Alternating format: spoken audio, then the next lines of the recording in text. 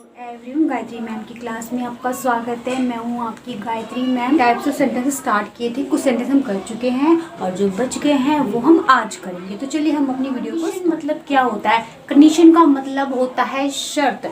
अगर हम कोई शर्त लगी, अगर आप मेरी वीडियो देखोगे तो आपको इंग्लिश आ जाएगी। क्या शर्त है? अगर आप मेरी वीडियो देखोगे तो आपको इंग्लिश समझ आ जाएगी। पहले वाले को इंडेफिनिट करेंगे और दूसरे वाले को हम फ्यूचर में करेंगे।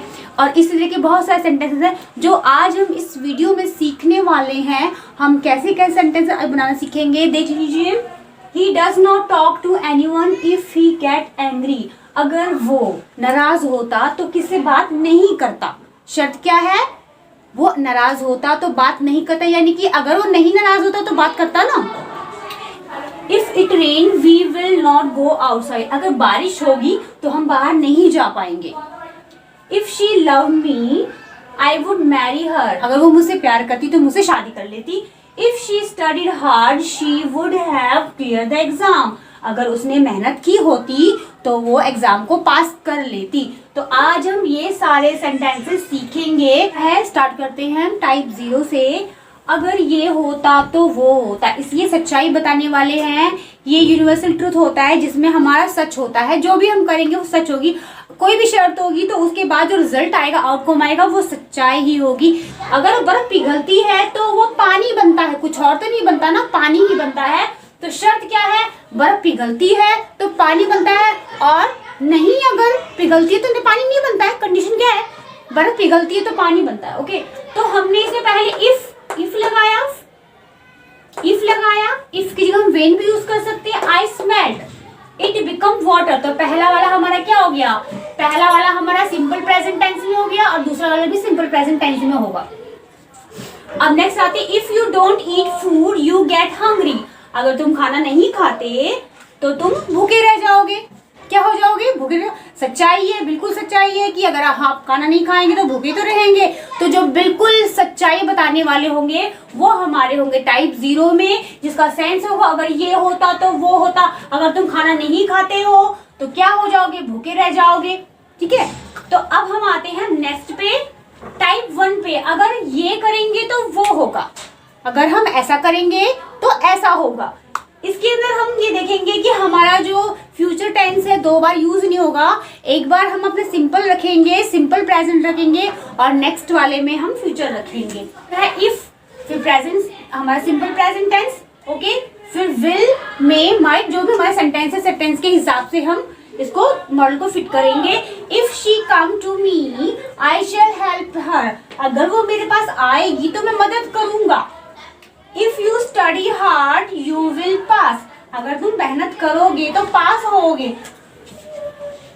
If you will study hard, then you will pass. अगर मैं लिखती हूँ कंडीशन बनाने के लिए, If you will study hard, then you will pass, तो ये मेरा सेंटेंस बिल्कुल गलत है। will को 2 बार यूज नहीं करेंगे, फ्यूचर में 2 बार नहीं होगा। हमारा रूल कह रहा है कि हम if का यूज करेंगे, प्रेजेंट सिंपल का, उसके बाद फ्यूचर में हम will, may, might को इनमें से किसी को भी यूज करेंगे जो हमारे सेंटेंस के अकॉर्डिंग ठीक लग रहा है। तो इफ यू विल नहीं आएगा यहाँ पे, और उसके बाद देन नहीं आएगा।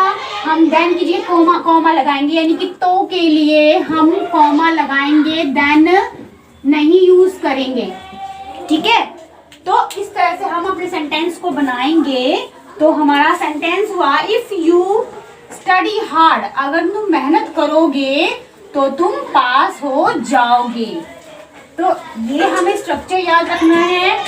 If, present simple and will. अगर दोनों हमारे सेंटेंसेस फ्यूचर में होंगे, अगर तुम मेहनत करोगे तो पास हो जाओगे, तो हम पहला सिंपल में रख के दूसरा फ्यूचर में बनाएंगे। जैसे आप मेरी वीडियो देखोगे तो आपको वीडियो समझ में आएगी। अगर आप मेरी वीडियो को देखोगे तो लाइक शेयर सब्सक्राइब करोगे, तो पहला सेंटेंस हमारा सिंपल में जाएगा और दूसरा हमारा फ्यूचर में जाएगा। तो ये हमारा स्ट्रक्चर, इसको ध्यान में रखना है, नहीं तो हमारे सेंटेंस बिल्कुल गलत हो जाएगा। और मैं नहीं चाहती कि आप कुछ भी गलत करके कहती है। अगर ये होता तो वो हो जाता, यानी हाइपोथेटिकल कंडीशन, काल्पनिक कंडीशन, जो इस वक्त संभव नहीं है लेकिन आने वाले टाइम में संभव हो सकती है। हमने कल्पना की है, अगर ऐसा होता तो ऐसा हो जाता। यानी देखिए, आप इसको देखिए, if I had much money I could by car. इस वक्त तो मनी नहीं है ना मेरे पास, कंडीशन की इस वक्त मनी नहीं है। अगर मेरे पास पैसे होते तो मैं एक कार को खरीद सकता था, लेकिन आने वाले टाइम में हमारे पास सकता है पैसे हो और हम कार खरीद सके। तो जब हमें देखिए काल्पनिक कंडीशन है और आने वाले टाइम में पॉसिबिलिटी उसकी संभव है, तो हम इसे यूज करेंगे इस वाले रूल को, इफ, उसके बाद हमारा पास्ट सिंपल, उसके बाद वुड या कुड का हम यूज करेंगे। If I had much money I could bye a car, एक हमने इफ का यूज किया, फिर आई हैड मच मनी एक दूसरा, और दूसरा sentence I could bye a car. यहाँ पे हमने हैड इसलिए लगाया क्योंकि आई हैड मनी हमारा पास्ट टेंस हो गया ना, हैज का पास्ट टेंस हैड हो गया। इफ शी लव्ड मी, अगर वो मुझे प्यार करती, आई वुड मैरी हर। अभी तो नहीं वो प्यार करती ना मुझे, लेकिन क्या पता आने वाले टाइम में प्यार करने लगे, यानी कि काल्पनिक बात है कि वो मुझे प्यार करती तो मैं उससे शादी कर लेता। अगर वो मुझे प्यार करती तो मैं शादी कर लेता। आने वाले टाइम में पॉसिबल है कि वो प्यार करने लगे, हो सकता है। तो ये थोड़ी सी पॉसिबिलिटी इसमें होती है कि हम आते हैं, अगर ये हुआ होता तो वो होता, अगर ये हुआ होता तो वो हो चुका होता। यानी कि इसके अंदर पछतावा होता है कि अगर मैंने ये काम किया होता तो वो काम हो गया होता, लेकिन अब इससे पछतावा रह जाता है, वो पास्ट में गया, जो पास्ट में हुआ नहीं हो सकता। यानी कि if she had studied well she would have become a doctor, अगर उसने अच्छे से पढ़ाई की होती तो डॉक्टर बन चुकी होती, क्योंकि उसने पढ़ाई नहीं की, समय चला गया, समय बीत गया, अब सिर्फ काल्पनिक रह जाएगा, बस कहने की बातें रहेंगी। अगर काश मैंने ये काम किया होता तो ऐसा हो पाता। अब ये संभव नहीं है, जो बिल्कुल इम्पॉसिबल है, जो बिल्कुल हाइपोथेटिकल है और बिल्कुल इम्पॉसिबल है, यानी कि जो बिल्कुल भी काम नहीं हो सकता, उसमें हम लगाएंगे अपना if. Past perfect would have या कुड हैव का यूज अपने मॉडल को देख के किस टाइप का हमारा सेंटेंस है। If she had studied well she would have become a doctor, अगर उसने अच्छे से पढ़ाई की होती तो वो डॉक्टर बन चुकी होती। If I were a lion I would eat you, अगर मैं शेर होती तो तुम्हें खा जाती, लेकिन क्या मैं शेर बन सकती हूँ? नहीं, मैं शेर नहीं बन सकती। तो इसीलिए ये बिल्कुल ही काल्पनिक है। अगर मैं शेर होती तो तुम्हें खा जाती, तो बिल्कुल काल्पनिक है ना। अब आप कहेंगे मैम आपने यहाँ पे आई के साथ वर्ड क्यों लगाया? आई से तो वहां आना चाहिए।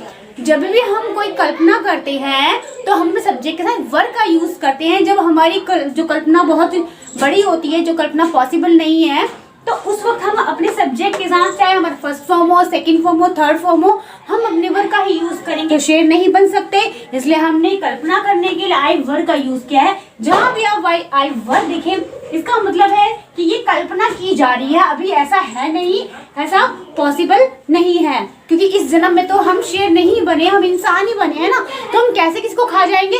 तो ये बिल्कुल काल्पनिक है। उम्मीद करती हूँ कि आपको ये मेरा समझ में आया। वीडियो अच्छी लगे इसे लाइक करें, और अगर आप मेरे चैनल पर नए हैं तो इसे सब्सक्राइब करना ना भूलें, बेल आइकन प्रेस करें ताकि मेरी आने वाली वीडियो आपको सबसे पहले मिल जाए, और अपने फ्रेंड एंड फैमिली सर्कल में शेयर करें ताकि जिन बच्चों को इसकी ज़रूरत है उन्हें मिल जाए। Thanks for watching my video.